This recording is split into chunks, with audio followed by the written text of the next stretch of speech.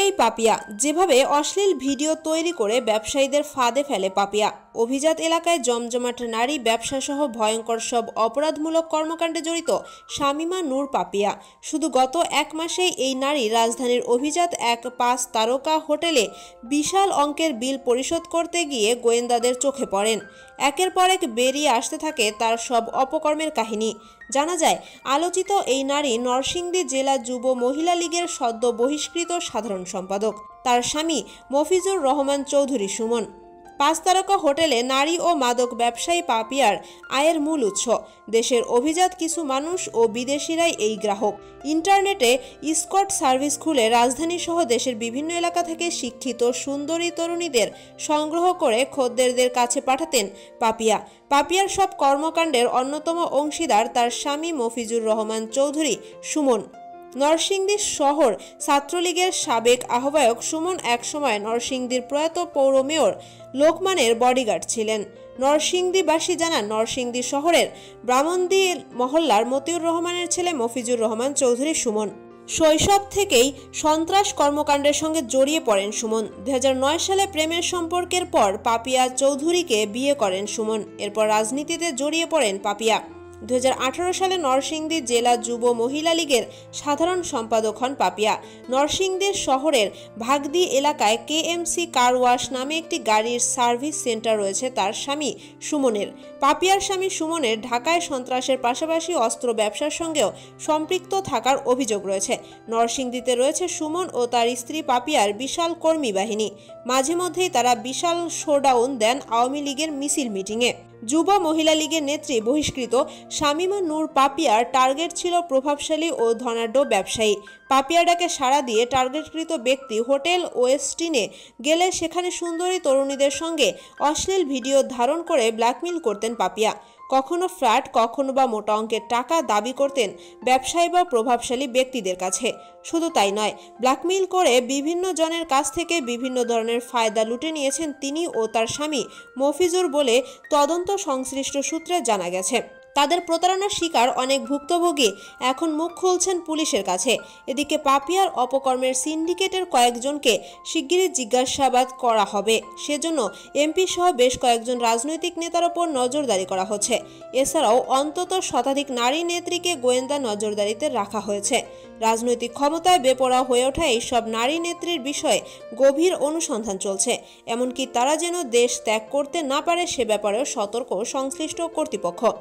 তদন্ত সংশ্লিষ্টরা বলছেন, জিজ্ঞাসাবাদে পাপিয়া যাদের নাম প্রকাশ করেছেন এরই মধ্যে তাদের তালিকা তৈরির কাজ শুরু হয়েছে। এছাড়া পাপিয়ার মোবাইল ফোনের কল লিস্ট পরীক্ষা নিরীক্ষা করে নিশ্চিত হওয়া গেছে তিনি সরকার দলের প্রভাবশালী নেতা নেত্রীদের সঙ্গে দিনের পর দিন কথা বলেছেন। এদিকে পাপিয়া মফিজুর দম্পতির প্রতারণার শিকার ব্যবসায়ী, সাধারণ মানুষ ও অনৈতিক কাজে বাধ্য হওয়া মেয়েরা মুখ খুলতে শুরু করেছে। র্যাবের হাতে গ্রেপ্তারের পর পাপিয়া দম্পতির প্রতারণার শিকার মেয়েরা পাপিয়ার বিরুদ্ধে অভিযোগ করেছেন। এরই মধ্যে বিমানবন্দর থানায় পাপিয়া দম্পতির বিরুদ্ধে মামলা করতে গিয়েছিলেন এক ব্যবসায়ী।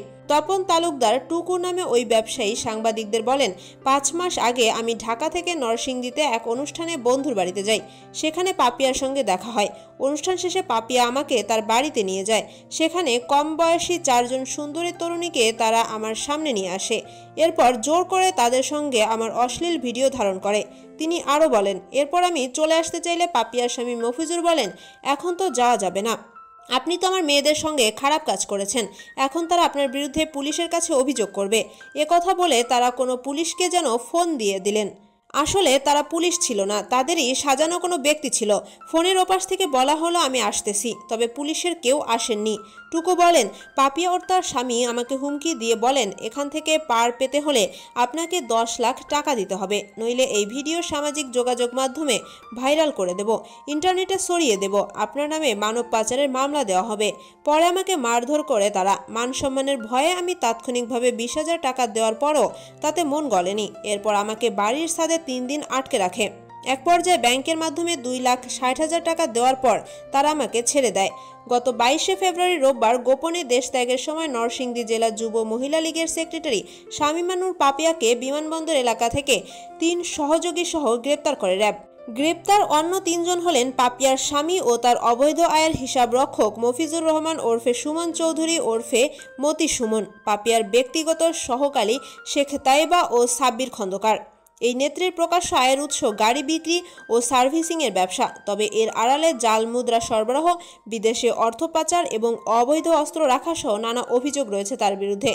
পাপিয়া গ্রেপ্তার হওয়ার পরই বেরিয়ে আসতে শুরু করে তার অন্ধকার জগতের চাঞ্চল্যকর কাহিনী। এরপর গত 23শে ফেব্রুয়ারি হোটেল ওয়েস্টিনের প্রেসিডেন্সিয়াল স্যুট এবং ফার্মগেটের 28 নম্বর ইন্দিরা রোডের রসনস ডোমিনো রিলিভো নামের বিলাসবহুল ভবনে তাদের দুটি ফ্ল্যাটে অভিযান চালিয়ে বিপুল পরিমাণ টাকা, আগ্নেয়াস্ত্র, বিদেশি মদ সহ অনেক অবৈধ সরঞ্জামাদি উদ্ধার করা হয়।